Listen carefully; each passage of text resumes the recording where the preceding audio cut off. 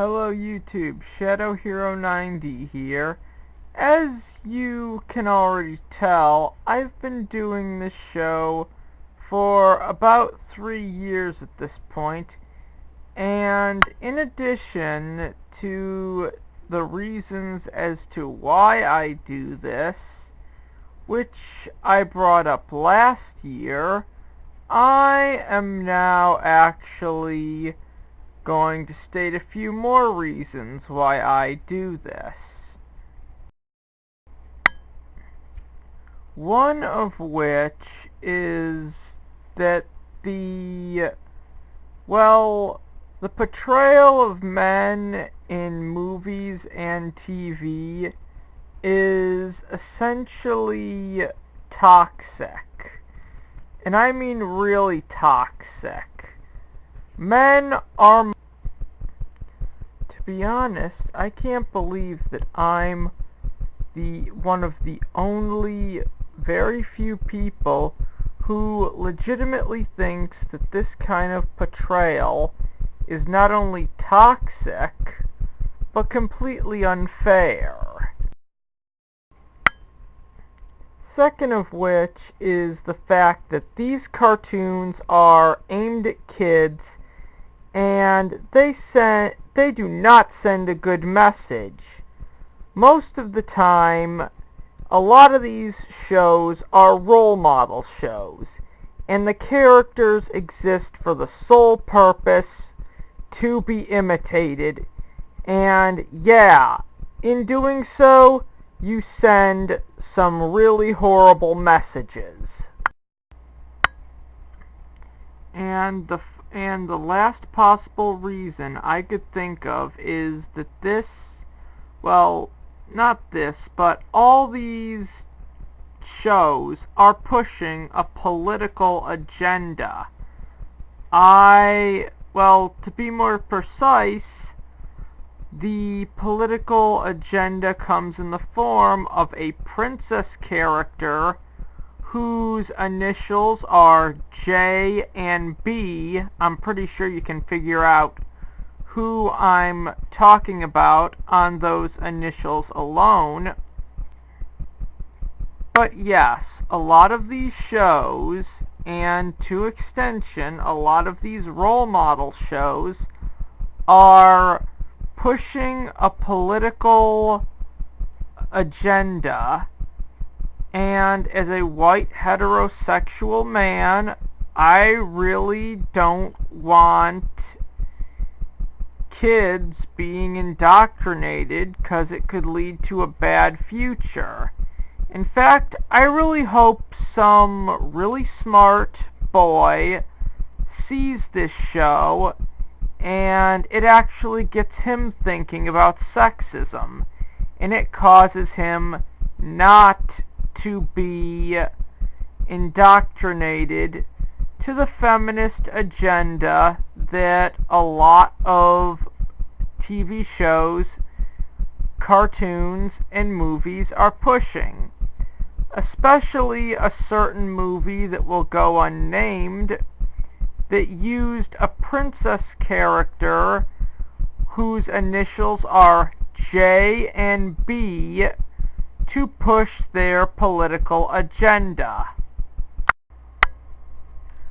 As much as this intro actually does seem like a bad rant about the negative presentation of men and boys in the media, this is completely serious, and these 3 reasons I gave for doing the show are actual reasons. Now, that being said, if you agree with me on this, that's good. So just sit back and enjoy the review. Okay, so last season on sexism in movies and TV, I reviewed the Saved by the Bell episode known as The Substitute from the first season. So it shouldn't come as a surprise to any of you guys watching that I would eventually tackle the Season 2 episode, Jessie's Song. Yes, this is the notorious drug episode. The episode in which Jessie, who is supposed to be a beacon of morality, essentially lets down her friends, does drugs, just for a shot at a good college. Yes. And I know what you're thinking. This episode is one of the prime examples of why virtue signaling has such a bad reputation. Because that's exactly what this is. This episode is nothing more than NBC's cheap attempt to gain social brownie points by saying that drugs are bad. Something that anyone with a decent brain would already know. And as we can all tell, it didn't work. The episode starts out, it starts out with Jessie with Zach and Slater at their hangout, the Max, and Jessie is drinking coffee so she doesn't need to sleep. So she'll actually have a chance to pass geometry.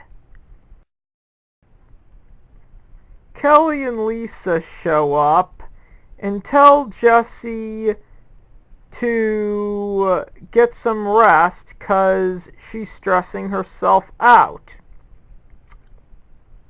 And to be honest, that's kind of a good point. Jessie, who has a one-track mind and an ego the size of Texas, is stressing herself out so much that it's only logical that her own obsession would get her so stressed out that she'd flunk her geometry test. Jessie, Lisa, and Kelly start singing, blah blah blah, yada yada yada. Zach mentions that a friend of his dad's is a record producer. And the minute Slater suggests a name for their band, Jessie calls him a pig. Which, is kind of ironic since she is basically a parasite. People like pigs. No one likes parasites. And the school she goes to is run by a man.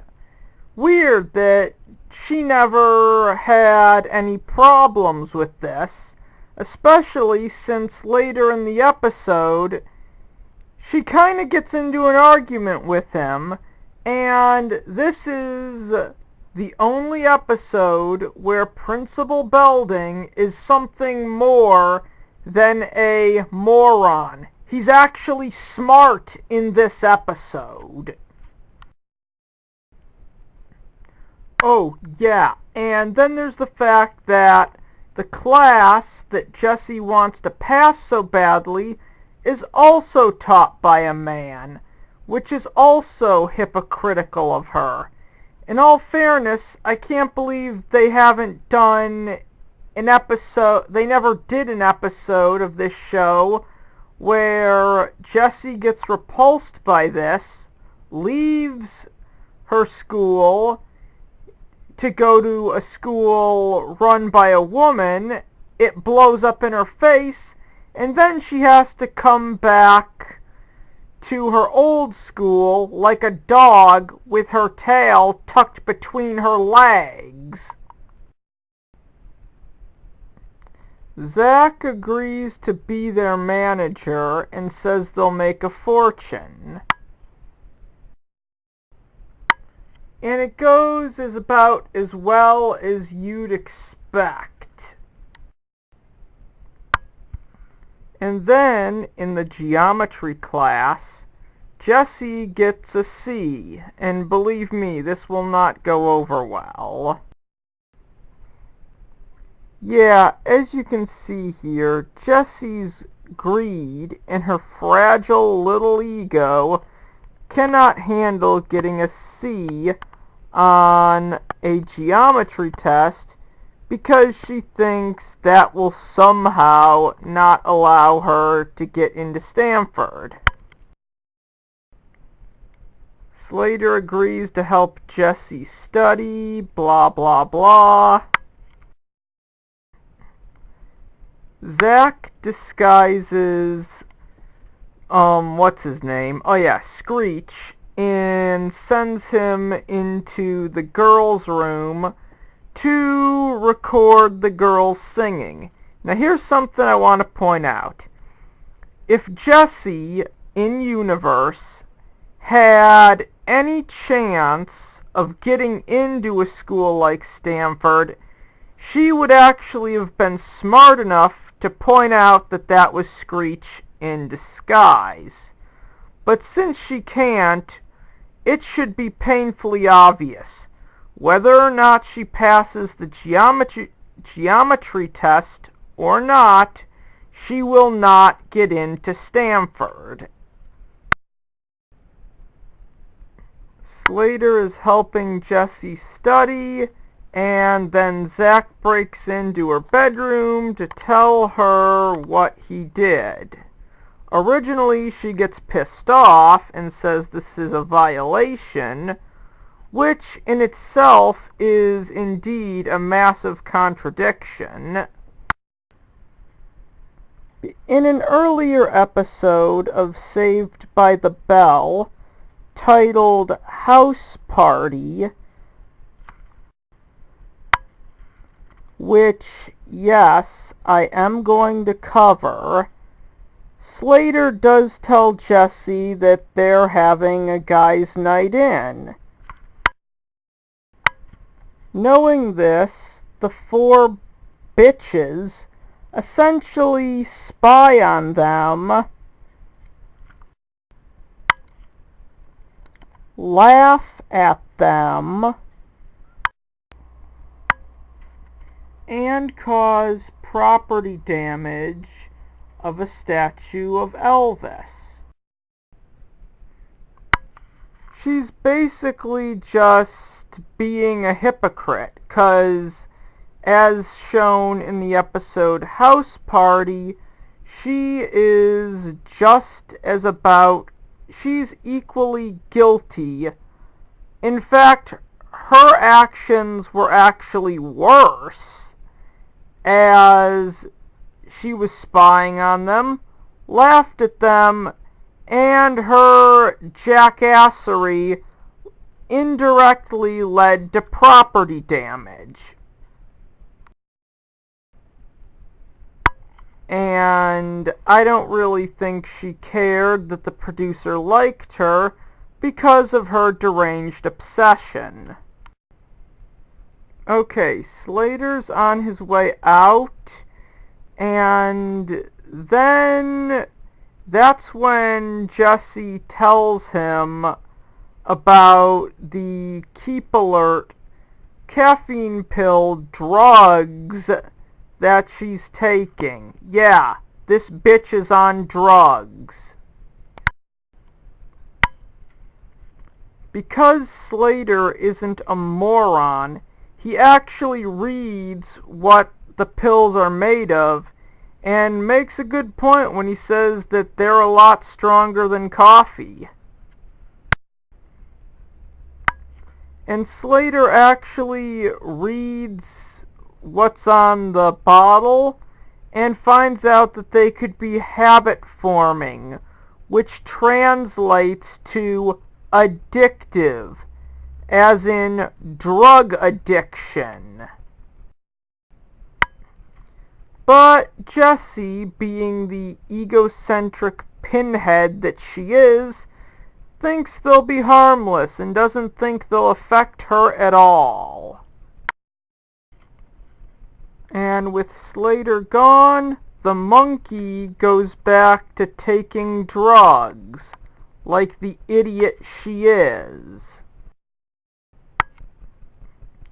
After the credits, Jessie has a talk with Principal Belding, who actually, in a state of wisdom, he tells her that she can't get everything she wants, which is actually a good piece of wisdom. Jessie here is essentially nothing but a spoiled brat who doesn't deserve to get into Stanford. She deserves to end up on the streets. Principal Belding does agree to help Jessie find a college to get into, and says whether or not she believes it, there is a college out there for the evil Zach Morris. And hearing that actually scares Jessie.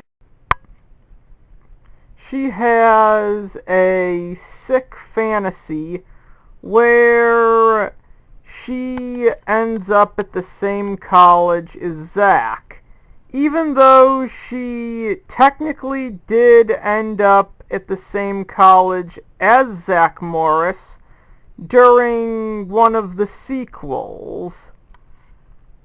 Or at least I'm pretty sure. I don't know. I never saw any of the sequels. I did not see Saved by the Bell the college years. But I'm pretty sure she would have been in it. Zach tells the girls that the record producer liked what he heard from them. But they're only going to have one shot at this because the producer is actually looking into other girl bands. Zach comes up with the idea to make a music video for the producer to make him like them more.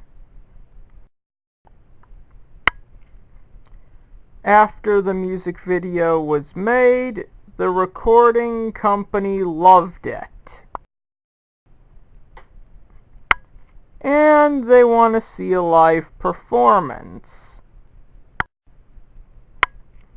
that night, but since Jessie is so obsessed with the midterm, she now has to choose.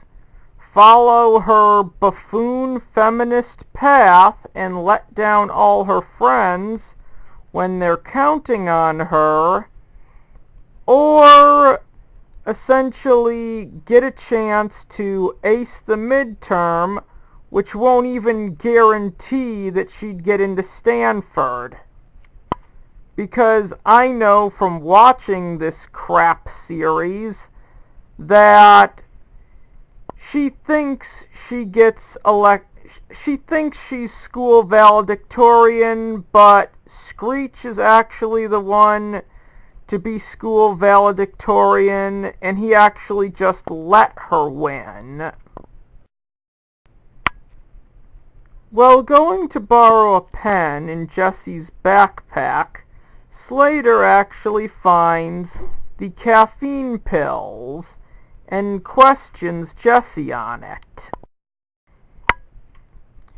Slater tells her he's worried about her and to give him the pills. Now, if he was really worried about her or had any form of a brain, he would go to an adult. In this case, Principal Belding, Jessie's retard mother, would actually approve of her daughter doing this, believe it or not. Okay, Jessie took the midterm, and she doesn't even want to check it over because she's got such a massive ego. And, well, yeah, she's high on caffeine pills. Slater tells Zach about the caffeine pills, which really doesn't amount to anything. But when Zach comes to pick Jessie up for the big show, she is completely out cold. And when Jessie has a breakdown and reaches for the pills, Zach actually realizes that Slater was right. Zach holds Jessie down. Screech fills in for Jessie at the show, and Jessie completely lets her friends down. All of them. Okay, now this is where the episode gets completely fucked up.